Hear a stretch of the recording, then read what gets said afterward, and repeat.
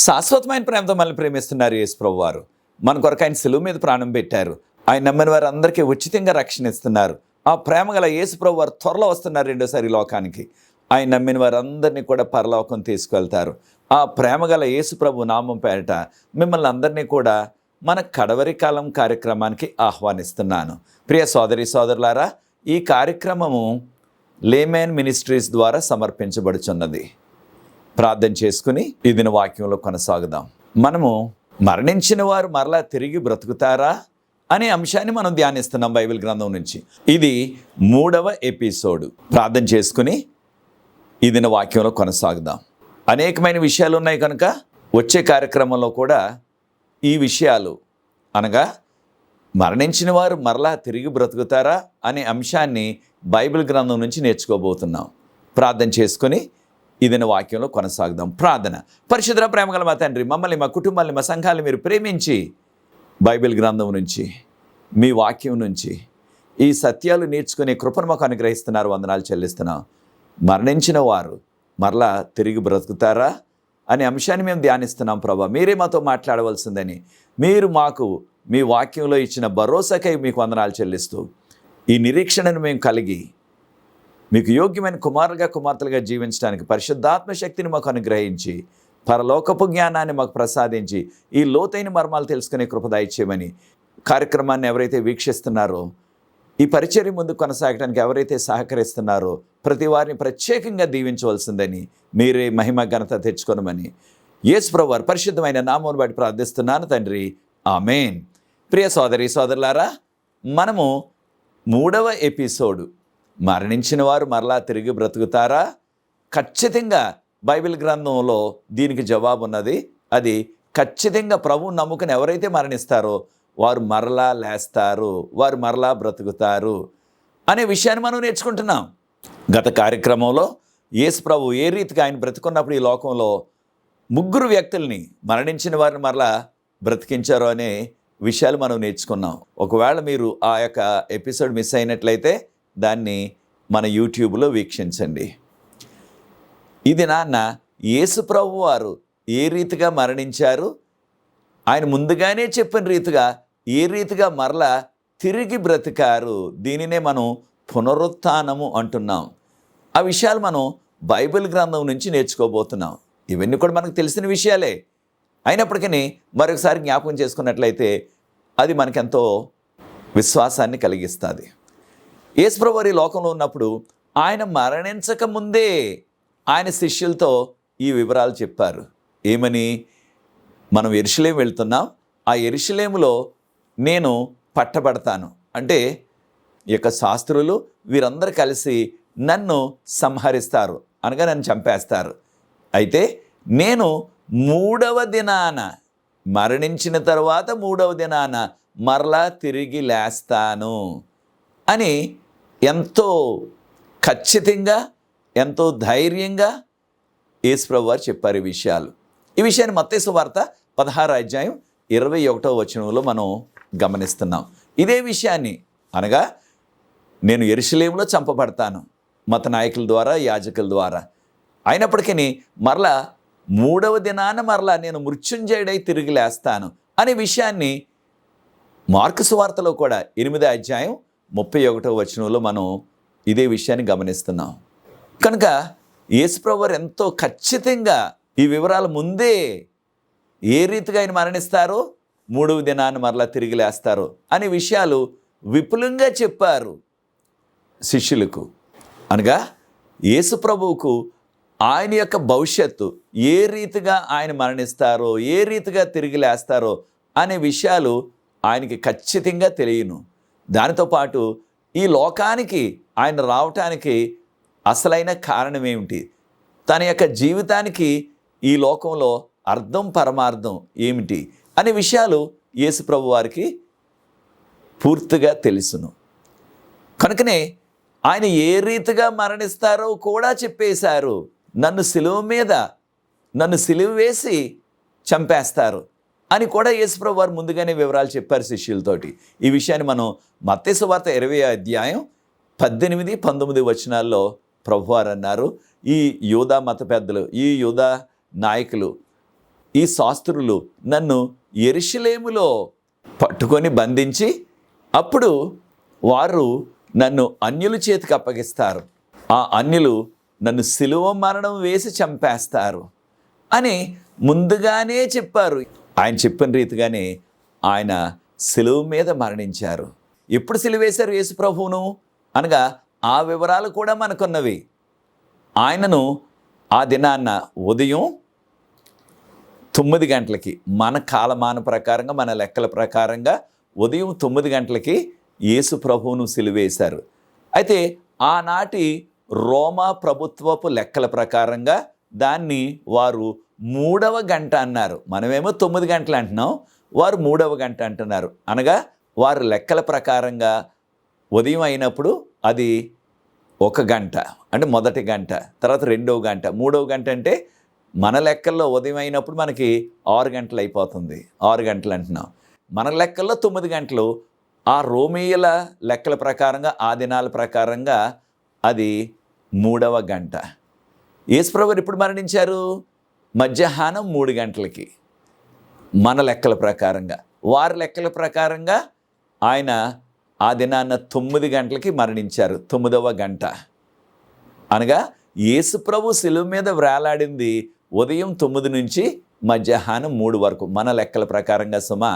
అనగా 6 గంటలు మాత్రమే ఆయన సిలువ మీద వేలాడారు. అయితే 6 గంటల్లోనే ఆయన చనిపోయారు. ఈ విషయాన్ని కూడా మనం గుర్తు చేసుకోవాలా. ఈ విషయాన్ని మార్కు సువార్త 15వ అధ్యాయం 25వ వచనంలో మనం చదువుతున్నాం. ఆయన్ని రోమీల లెక్కల ప్రకారంగా 3వ గంట, అంటే 3 గంటలకి ఆయన్ను సిలువేశారు. అది మన లెక్కల ప్రకారంగా 9 గంటలు. అయితే ప్రియ సోదరి సోదరులారా, ఈ విషయాన్ని కూడా మనం గమనించాలా. అదేమిటంటే ఎవరినైనా సిలువ వేసినట్లయితే ఆ దినాల్లో వారు కనీసం 5 నుంచి 6 రోజుల పాటు ఆ సిలువ మీదే వేలాడుతూ వారు మరణించేవారు. అంటే సిలువ వేసిన వారు ఎవ్వరు కూడా ఒక్క దినంలో మరణించిన దాఖలాలు లేవు చరిత్రలో. కనీసం 5-6 రోజులు. దీన్ని మనం చాలాసార్లు స్లో మరణం అంటున్నాం. అంటే నెమ్మదిగా చనిపోతారు, అంటే వెంటనే చనిపోరు. ఉరి వేశారు అనుకోండి, కొన్ని క్షణాల్లోనే ప్రాణం పోతుంది. లేకపోతే ఆ యొక్క తల నరికేశారు అనుకోండి, అది కూడా చేసేవారు ఆ రోజుల్లో, వెంటనే ప్రాణం పోతుంది. కానీ సిలువ వేస్తే ఒక్క రోజులో కాదు, కనీసం 5 రోజులైనా వారు సిలువ మీద వేలాడుతూ వేలాడుతూ వేలాడుతూ అప్పుడు చనిపోయేవారు. అంటే ఎంతో వేదనతో కూడిన మరణం. అయితే ఒక్క దినం కూడా సిలువ మీద వేలాడలేదు. ఆయన 6 గంటల్లోనే చనిపోయారు. దేనివలన అనగా ఈ యొక్క లోకపు యొక్క పాపం అంతా కూడా, అనగా మనందరి పాపాలు కూడా ఆదాము నుండి మన కాలం వరకు, అనగా 2వ రాకడ కాలం వరకు జీవించిన ప్రతి మానవుని యొక్క పాపాన్ని ఆయన మీద పెట్టారు. ఎవరు? దేవుడు.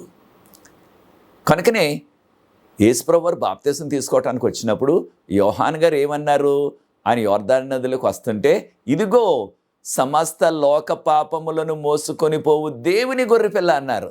అనగా లోకపు పాపం అంతా కూడా, లోకంలో ఉన్న ప్రతి పాపి యొక్క పాపం ఆయన మీద పెట్టబడ్డది కనుక ఆ యొక్క పాపపు భారంతో ఆయన సిలువ వేసిన 6 గంటల్లోనే చనిపోయారు. అనగా ఆయన చనిపోయినది ఆ సిలువ వేదన కంటే, ఆయన చనిపోయినది మన పాప భారాలను బట్టి ఆయన చనిపోయారు 6 గంటల్లోనే.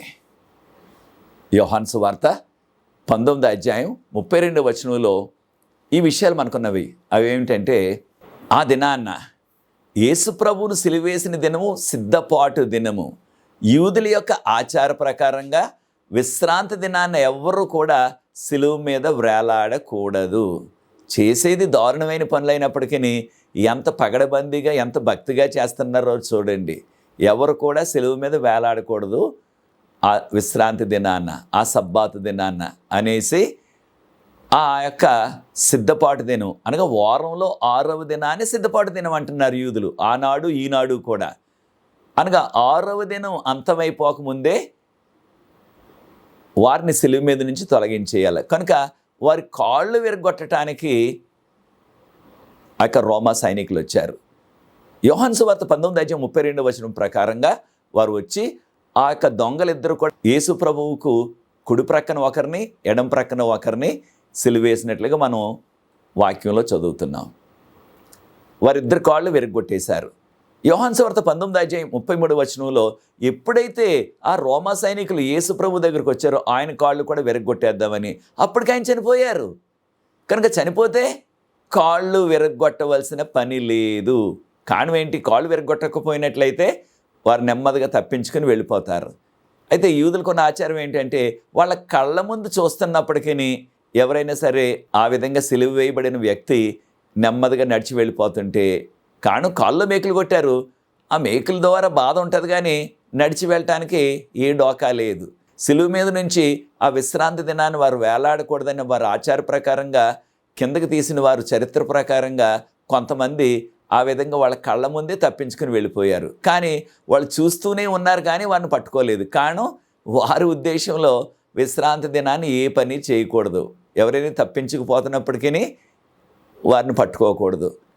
కనుక వారు చేసిన నిర్ణయం ఏంటంటే తర్వాత కాలాల్లో ఆ విధంగా సిలువ మీద ఎవరైనా దొంగ వేలాడుతుంటే ఆ యొక్క సిద్ధపాటు దినాన్ని, అనగా వారంలో 6వ దినాన్న, దాన్ని మన భాషలో శుక్రవారం అంటున్నాం, వారు సిలువ మీద వేలాడకుండా వారిని తీసివేసి సిలువ మీద నుంచి వారు కాళ్ళు విరగొట్టేసేవారు. కాళ్ళు విరగొట్టినట్లయితే వారు ఎక్కడికి కూడా తప్పించుకోలేరు. అప్పుడు వారిని మరలా విశ్రాంతి దినం అయిపోయిన తర్వాత, అనగా వారంలో మొదటి రోజు, దాన్నే మన భాషలో ఆదివారం అంటున్నాం. ఇంగ్లీష్లో సండే అంటున్నారు, హిందీలో రవివారం అంటున్నారు. ఆ విధంగా మరలా వారిని తిరిగి మళ్ళీ సిలువ వేసేవారు చనిపోయే వరకు కూడా. కనుక యేసు ప్రభువు 6 గంటల్లోనే చనిపోయారు, సాయంత్రం 3 గంటలకే చనిపోయారు. కనుక ఆయన యొక్క కాళ్ళు విరగొట్టలేదు. దాని ద్వారా ప్రవచనం కూడా నెరవేరింది. యేసు ప్రభు పుట్టకముందే కనీసం 1000 సంవత్సరాలకు ముందుగా చెప్పబడిన ప్రవచనం, ఆయన ఎముకలలో ఒక్కటి కూడా విరగగొట్టబడదు అన్న ప్రవచనం కూడా ఖచ్చితంగా నెరవేరిపోయింది. అయితే ప్రియ సోదరి సోదరులారా, మనం ఇంతవరకు తెలుసుకున్న రీతిగా మార్కు సువార్త 15:42 యేసు ప్రభువును సిలువ వేసిన దినము సిద్ధపాటు దినము అని చెప్పబడ్డది. ఇంగ్లీష్లో ప్రిపరేషన్ డే అన్నారు. ఆనాటి నుంచి ఈనాడు వరకు కూడా యూదులు సిద్ధపాటు దినం అంటే వారంలో 6వ దినాన్ని వారు సిద్ధపాటు దినం అంటారు. ఇప్పుడు కూడా ఇంగ్లీష్లో ఫ్రైడే అంటున్నాం, మన భాషలో శుక్రవారం అంటున్నాం. కనుక అది సిద్ధపాటు దినం. కనుక యేసు ప్రభు సిలువ వేయబడినది వారంలో 6వ దినాన. ఇది మనం ఖచ్చితంగా గమనించాల. ఈ విషయాన్ని మనం మార్కు సువార్త 15:42 గమనించాం. దేనివలన దీన్ని మనం విపులంగా తెలుసుకోవాలంటే, కొంతమంది విశ్వాసులు ఎంతో వాదోపవాదాన్ని చేస్తున్నారు. ఏమని? యేసు ప్రభు చనిపోయినది శుక్రవారం కాదు, యేసు ప్రభు చనిపోయినది బుధవారం, యేసు ప్రభు చనిపోయినది 5వ దినాన. దేనికి అలాగంటున్నారు మీరు అని మనం వారిని ప్రశ్నించినట్లయితే, వారు ఒక వాక్యాన్ని కూడా చూపించేసి వారు పెద్దగా దాన్ని భూతద్దంలో చూపించి వారి యొక్క ఉద్దేశాన్ని మన మీద రుద్దేస్తున్నారు. ఏ వాక్యం అది? మత్తయి సువార్త 12:40 యేసు ప్రభువు వారు చెప్పారు, ఏ విధంగా యోన 3 రాత్రులు 3 పగలు ఏ రీతిగా చేప కడుపులో ఉన్నాడో, అదే రీతిగా మనిషి కుమారుడు కూడా 3 రాత్రులు 3 పగలు ఆయన భూగర్భంలో ఉంటారు అని చెప్పబడ్డది. అయితే ఒక విషయాన్ని మనం గుర్తించాల. యూదుల ఆచార ప్రకారంగా రోజంతా కూడా ఒకరికి లెక్క పెట్టనవసరం లేదు. రోజులు 1 గంట అయినా సరే ఆ రోజులు వారు గడిపినట్లయితే ఆ రోజంతా కూడా వారికి లెక్క పెట్టేవారు దాన్ని. ఉదాహరణకు మత్తయి సువార్త 20:16 ద్రాక్ష తోటలో పని చేయటానికి కొంతమందిని పనికి పిలిచాడు ఆ ద్రాక్ష తోట యజమాని. కొంతమందిని ఉదయమే 6 గంటలకి వెళ్ళారు వాళ్ళు పని చేయటానికి, ఆయన పిలిచాడు. రోజుకి ఆ రోజుల్లో రోజంతా పని చేస్తే 1 దీనారం ఇచ్చేవారు. అయితే ఆఖరిగా కొంతమందిని సాయంత్రం 5 గంటలకి తీసుకొచ్చాడు వారిని పని చేయటానికి. వారు 1 గంటే పని చేశారు, 6 గంటలకి పని అయిపోతుంది. అయితే 1 గంట పని చేసినప్పటికీ వారికి ఆయన పూర్తిగా రోజంతటికి రావాల్సిన కూలి ఇచ్చేశాడు. అంటే 1 గంట ఉన్నప్పటికీ, 1 గంట పని చేసినప్పటికీ రోజంతా కూడా లెక్క పెట్టాడు ఆయన. అది యూదుల యొక్క ఆచారము. కనుకనే యేసు ప్రభు వారు చనిపోయినప్పుడు సిలువ మీద 3 గంటలకి చనిపోయారు. మధ్యాహ్నం సిద్ధపాటు దినాన్ని, అనగా వారంలో 6వ దినం. దాన్నే మనం శుక్రవారం అంటున్నాం. అప్పుడు ఎప్పుడు సమాధి చేశారు ఆయన్ని? విశ్రాంతి దినం ప్రారంభం అవ్వకముందే. ఎప్పుడు విశ్రాంతి దినం ప్రారంభం అవుతుంది? సబ్బాతు దినం అంటున్నాం కొన్ని సందర్భాల్లో.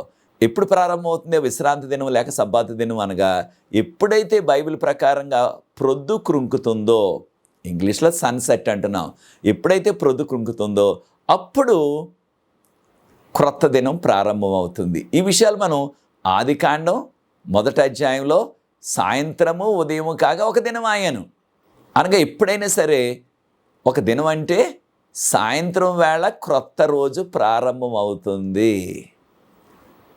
లూకాసు వార్త 23వ అధ్యాయం 54వ వచనంలో యేసు ప్రభు మరణించిన దినం అది సిద్ధపాటు దినం అని ఎంతో విపులంగా చెప్పబడ్డది.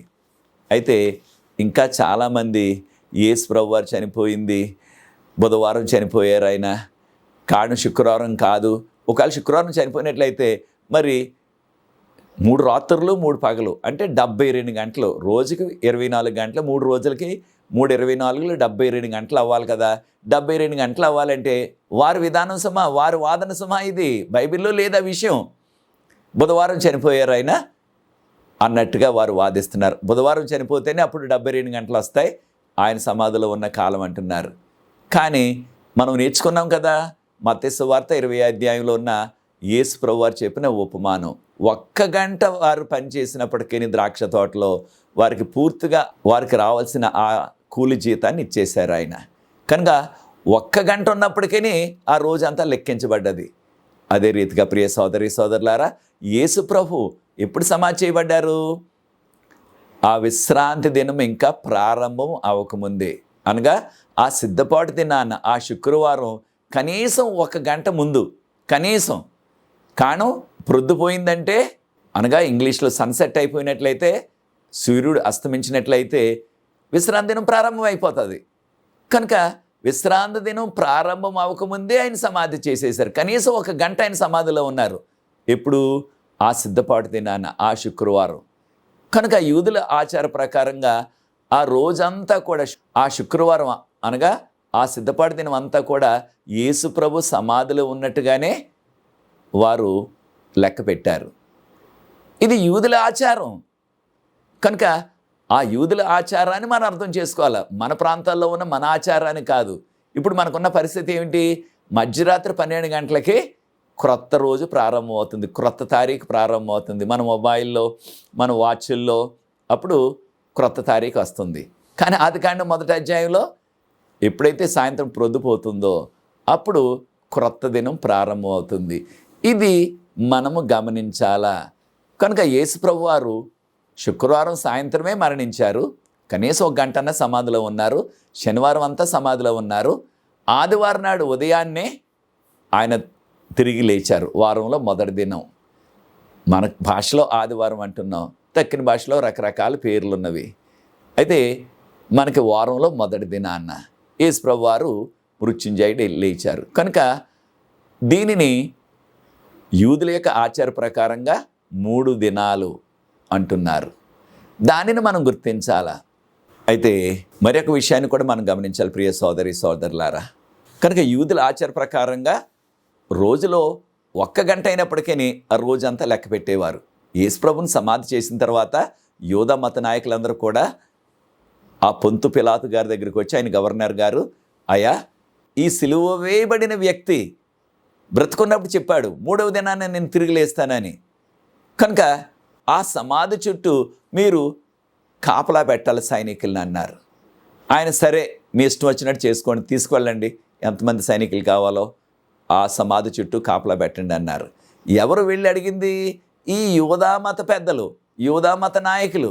వారికి జ్ఞాపకం ఉన్నది యేసు ప్రభు చెప్పిన మాటలు, నేను 3వ దినాన లేస్తాననే మాటలు. కానీ ఆయన సొంత శిష్యులు, ఆయన నమ్ముకున్న విశ్వాసులు మాత్రం ఆ విషయాన్ని మర్చిపోయి ఆయన చనిపోయారని ఎంతో ఆందోళనతో బింబేలెత్తిపోయారు వారందరూ కూడా. మత్తయి సువార్త 27వ అధ్యాయం 62 నుంచి 66 వరకు ఉన్న వాక్య భాగంలో ఆ యొక్క యూదా మత పెద్దలు నాయకులు వెళ్ళి గవర్నర్ గారిని కోరినట్లుగా, వారు కోరిన రీతిగానే ఆయన సైనికులను పంపించినట్లుగా ఆ సైనికులు వచ్చి సమాధి చుట్టూ కూడా వారు కాపలా ఉన్నారు. అయితే మొదటి దినాన తెల్లవారుజామున జరిగిన అద్భుతమైన సంఘటన, యేసుప్రభువు వారు ముందే చెప్పారు కదా 3వ దినాన తిరిగి లేస్తానని. ఆయన చెప్పిన రీతిగానే ఉదయాన్నే ఇంకా కాస్త తెల్లవారుతుంది. దీన్ని కనుచీకటి అంటాం మన భాషలో. అప్పుడు దేవుని యొక్క దూత ఒక మెరుపు వలె పరలోకం నుంచి దిగి వచ్చారు. వచ్చి ఆ పెద్ద బండ, పెద్ద రాయి పెట్టారు ఆ సమాధి ద్వారం దగ్గర. ఆ దేవదూత ఆ పెద్ద బండ, పెద్ద రాయి, అది మానవులైతే ఎంతోమంది వస్తేనే కానీ దాన్ని కదిలించలేరు, దాన్ని దొరిలించలేరు. దేవదూత సునాయాసంగా ఆ రాయిని ప్రక్కకి నెట్టేశారు. అంటే దేవదూతలకి ఎంత శక్తి ఉన్నదో మనం గమనించాలా. సునాయాసంగా ఏదో చిన్న రాయిని నెట్టేసినట్లుగా నెట్టేసి పక్కకి. అప్పుడు ఆ దేవదూత ఎలా కనిపించారు? తన యొక్క ముఖం ఎంతో ప్రకాశితంతో, దానినే మనం మహిమ అంటున్నాం, తెల్లని వస్త్రాలు వేసుకున్నారు. ఆ సంఘటన చూచిన ఆ రోమా సైనికులు భయంతో ఉణికిపోతూ చచ్చిన వారి వలె పడిపోయారు. అంటే దాదాపుగా స్పృహ కోల్పోయారనమాట. అంత పరిస్థితి జరిగింది. కారణం దేవుని యొక్క దూత మహిమ చూడలేక. నిజమే, దేవుని దూత యొక్క మహిమ చూడాలంటే మానవులుగా మనకు సాధ్యం కాదు. దానియేలు గ్రంథం 8వ అధ్యాయంలో ప్రవక్త అయిన దానియేలు విశ్వాసి కూడా గాబ్రియేలు దూతగారు వచ్చి ప్రక్కనే నిలబడితే ఆ వివరాలు చెప్పడానికి దానియేలు ప్రవక్త మూర్ఛిల్లి పడిపోయారు ఏకంగా. కనుక ఈ సైనికులు దానిని చూచి మూర్ఛిల్లిపోయారు. మత్తయి సువార్త 28వ అధ్యాయం మొదటి 8 వచనాల్లో ఆ సమాధికి అడ్డుగా పెట్టిన పెద్ద రాయి ఎలా తొలగించబడ్డదనే విషయం రాయబడ్డది. మనకి తక్కిన సువార్తలో లేదు ఆ విషయం. అదే దినాన్న ఉదయాన్నే కొంతమంది స్త్రీలు, మగ్దలేని మరియా, యాకోబు తల్లి అయిన మరియా, యాకోబు యోహాను యొక్క తల్లి అయిన సలోమి, వారు ముగ్గురు కూడా వచ్చినట్లుగా మార్కు సువార్త 16వ అధ్యాయంలో మొదటి 8 వచనాల్లో చదువుతున్నాం మనం. వారు దారిలో చర్చించుకుంటున్నారు ఈ స్త్రీలు. ఆ పెద్ద రాయి అడ్డుగా పెట్టేశారు కదా సమాధి లోనకు వెళ్లకుండా. ఎవరు తొలగిస్తారు? మనకి ఎలా తొలగించగలం? మనం దాన్ని ఎలాగ మనం పక్కకి తీయగలం? ఎలా సమాధిలోకి వెళ్ళాలా? ఈ యొక్క సుగంధ ద్రవ్యాలని ఎలాగా ఆ యొక్క యేసు ప్రభు యొక్క శవానికి మనం పుయ్యాలా అన్నట్టుగా వారిలో వారు చర్చించుకుంటున్నారు. అప్పుడు జరిగిన అద్భుతం చూడండి. దేవదూత ఒక యవనస్తుని వలె తెల్లని వస్త్రంతో ఆ సమాధిలో కూర్చోవటం వారు చూచారు. అప్పుడు దేవదూత అన్నారు, మీరు భయపడొద్దు, మీరు భయపడొద్దు. మార్కు సువార్త 16వ అధ్యాయం 5-6 వచనాల్లో మీరు ఇక్కడ యేసు ప్రభువుని వెతుకుతున్నారు, ఆయన ఇక్కడ లేడు, ఆయన ముందుగానే చెప్పినట్లుగా ఆయన మరలా తిరిగి లేచారు అని చెప్పబడ్డది. యేసు ప్రభు లేచిన ఆ సమయంలో పెద్ద భూకంపం వచ్చింది. ఆ భూకంపం వచ్చినప్పుడు సమాధులు తెరవబడ్డాయి అని చెప్పబడ్డది. సమాధులు తెరవబడి యేసు ప్రభు వారు మొదటగా బ్రతికి బయటకు వచ్చారు. ఆయన వచ్చిన వెంటనే అనేక మంది భక్తులు, పాత నిబంధన కాలంలో విశ్వాసులుగా జీవించిన భక్తులు, అనగా దేవుని యొక్క వాక్యపు వెలుగులో, దేవుని యొక్క 10 ఆజ్ఞల వెలుగులో జీవించిన వారు మరణించి కొన్ని వందల సంవత్సరాలు అయిపోయింది. వారిలో అనేక మంది మరల మహిమ శరీరాలతో బ్రతికి వచ్చినట్లుగా మత్తయి సువార్త 27వ అధ్యాయం 52-53 వచనాల్లో మనం గమనిస్తున్నాం. వారు దానితో పాటు ఈ యొక్క లేచిన భక్తులు మహిమ శరీరాలతో లేచారు. వారు యెరూషలేము నగరంలోకి వెళ్ళి ఆ పరిశుద్ధ పట్టణంలోకి, అక్కడ భూకంపం వచ్చింది కాబట్టి ఇంకా అందరూ కూడా, అది తెల్లవారుజామున వచ్చింది అయినప్పటికీ భూకంపంలో అందరూ కూడా లేచిపోయి ఉంటారు ఖచ్చితంగా. వారందరూ కూడా సాక్ష్యం చెప్పారు, ఆయన అనగా యేసు ప్రభు లేచారు, ఆయన మమ్మల్ని లేపారు అని సాక్ష్యం చెప్పారు అందరికీ కూడా. మరి ఆ లేచిన భక్తులు ఏమైపోయారు తర్వాత? ఆ విషయాలు వచ్చే ఎపిసోడ్లో వివరాలు మనం నేర్చుకుందాం. మగ్దలేని మరియకు యేసు ప్రభు మొదట ప్రత్యక్షమయ్యారు. అప్పుడు తను ఆ కనుచీకట్లో చూచి గుర్తించలేదు, ఇంకా కాస్త చీకటిగానే ఉన్నది. అప్పుడు యేసు ప్రభు వారు ఆమె పేరుతో పిలిచారు, మరియా అని. వెంటనే ఆ కనుచీకట్లో కూడా ఆయన స్వరాన్ని గుర్తుపెట్టేసింది. రబ్బూని అన్నది, నా బోధకుడా అని వంగి ఆయన పాదాలు పట్టుకుని పూజించాలని ప్రయత్నం చేస్తుంటే ప్రభువారు అన్నారు, నా పాదాలు ముట్టుకోవద్దు, నేను ఇంకా తండ్రి దగ్గరికి వెళ్ళలేదు. నా శిష్యులకు చెప్పు, నా తండ్రి మీ తండ్రి, నా దేవుడు మీ దేవుడు, ఆయన దగ్గరికి నేను వెళ్తున్నాను అని చెప్పారు. ఈ విషయాలు మనం యోహాను సువార్త 20:17 నన్ను ముట్టుకోవద్దు, నేను ఇంకా తండ్రి వద్దకు వెళ్ళలేదు, నా తండ్రి మీ తండ్రి, నా దేవుడు మీ దేవుడు అని చెప్పారు. ప్రియ సోదరి సోదరులారా, ఆ ఉదయాన్నే లేచిన తర్వాత యేసు ప్రభువారు ఎక్కడికి వెళ్ళారు అనే విషయాలు వచ్చే ఎపిసోడ్లో 4 ఎపిసోడ్లు బైబిల్ గ్రంథం నుంచి నేర్చుకోబోతున్నాం. ఆ లేచిన భక్తుల్ని ఎక్కడికి తీసుకువెళ్ళారు ప్రభువారు, ఎప్పుడు తీసుకువెళ్ళారు, ఆ వివరాలు కూడా నేర్చుకుందాం. ప్రియ సోదరి సోదరులారా, గమనించారా? యేసు ప్రభు ముందే చెప్పినట్లుగా ఆయన మరణించిన 3వ దినాన మృత్యుంజయుడిగా లేచారు. కనుక యేసు ప్రభు నమ్ముకుని ఎవరైతే మరణిస్తారో వారు తప్పక రెండవసారి మరలా లేస్తారు, మరలా బ్రతుకుతారు, మహిమ శరీరాలతో బ్రతుకుతారు. ఇది నీ నిర్ణయం అయినట్లయితే నాతో ఏకీభవించండి. ప్రార్థించి ఈ 3వ ఎపిసోడ్ ముగిస్తాను. పరిశుద్ధ ప్రేమగల మా తండ్రి, మీకు స్తుతులు స్తోత్రాలు వందనాలు చెల్లిస్తున్నాను. మమ్మల్ని, మా కుటుంబాలని, మా సంఘాలని మీరు ప్రేమించి ఏ రీతిగా మీరు మృత్యుంజయుడై 3వ దినాన లేచారో అనే విషయాలు నేర్చుకున్నాం. అది మాకు అందరికీ కూడా విశ్వాసులకి ఎంతో భరోసా ప్రభువా. మా కుటుంబాల్లో కూడా, మా సంఘాల్లో కూడా ఎవరైనా మరణించినట్లయితే మాకు కూడా అదే భరోసా. ఆ చనిపోయిన వ్యక్తి మరలా త్వరలో మీ 2వ రాకడ దినాన మృత్యుంజయుడై బ్రతుకుతాడని, మహిమ శరీరాలతో మరలా వారు లేస్తారని ఆ భరోసా మాకు అనుగ్రహించమని, ఈ పరిచర్య ముందుకు కొనసాగడానికి ఎవరైతే సహకరిస్తున్నారో వారిని ఆశీర్వదించమని, మీ ప్రత్యేకమైన కృపతో మమ్మల్ని నింపమని యేసు ప్రభువు వారి పరిశుద్ధమైన నామమున వాడి ప్రార్థిస్తున్నాను తండ్రి, ఆమేన్. ప్రియ సోదరి సోదరులారా, ప్రభు మిమ్మల్ని ప్రేరేపించినట్లయితే ఈ పరిచర్య ముందు కొనసాగడానికి మీరు కూడా సహకరించండి. ఈ పరిచర్యలో పాలిభాగస్తులు అవ్వండి. God bless you.